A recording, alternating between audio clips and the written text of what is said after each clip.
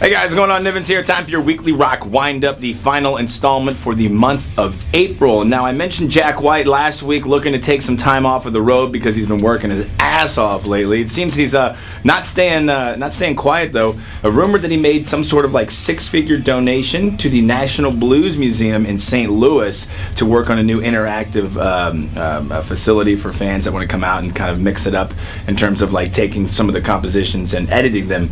So Jack White, a big lover of the blues, big lover of music, already making big waves when he's supposed to be like doing this hiatus or whatever.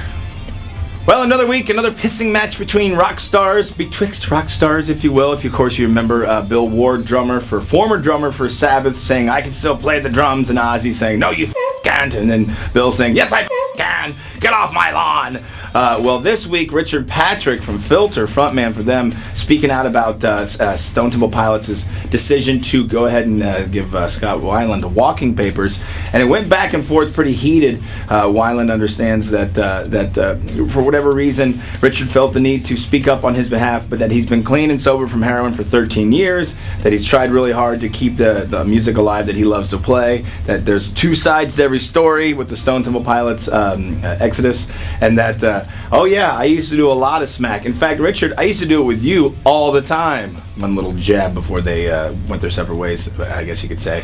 On note, though, Richard Patrick has been clean since 2002. Well, AC/DC drummer Phil Rudd was in court this week to face the music, if you will, about possession of methamphetamines and cannabis in New Zealand. Also pled guilty to threatening to kill someone. I guess the sentencing is going to get handed down in June. Since he's having to deal with these legal woes, AC/DC tapping former drummer Chris Slade to fill in for him as they're going out on tour. Pretty stoked to see a video this week for a new crowdsource funded film that's being worked on, Godfathers of Hardcore. In fact, you can check out godfathersofhardcore.com. I'm going to focus on Agnostic Front, most notably their two main men, Roger Merritt and Vinny Stigma.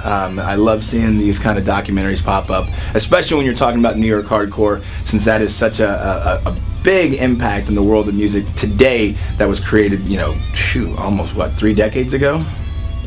And to close out your weekly rock wind-up, of course, new music, movies, memoirs, etc. Well, there's been a lot of talk, of course, of Montage of Heck coming out May 4th on HBO, the documentary, the presumably definitive documentary about Kurt Cobain. There's rumored to be a little snippet of a sex tape between him and Courtney Love in it. And that question always is asked is, would you watch it if that tape did surface? What else? Comeback Kid, speaking of Nirvana, kicking out a cover of their tune, Territorial Pissings. I'll make sure to put that up in a blog so you can listen to it. It's pretty badass. I'm impressed what those guys did. Supergroup. This is a massive supergroup. Teenage Time Killers. I mean, you're talking about like anybody and everybody in the world of rock, metal, punk.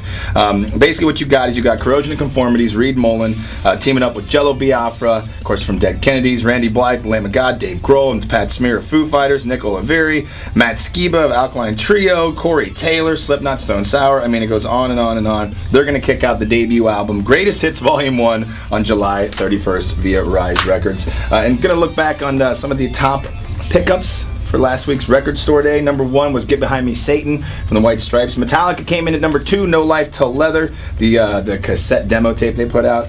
Looking over the list as well, you've got The Doors showed up number 16, Social Distortion number 20. Songs from the Laundry Room, the Foo Fighters Record Store Day exclusive, was at number 18 on the charts. But there's a lot of good rockers that showed up there. But the one that I think is the best is this story right here.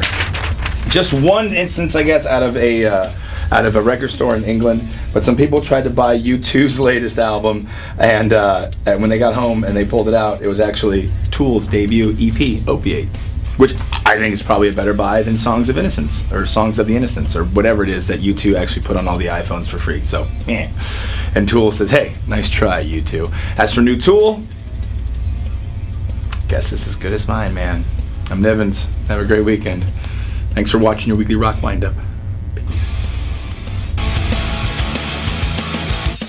So I got some stuff in my teeth. Okay, kind of clear it out there.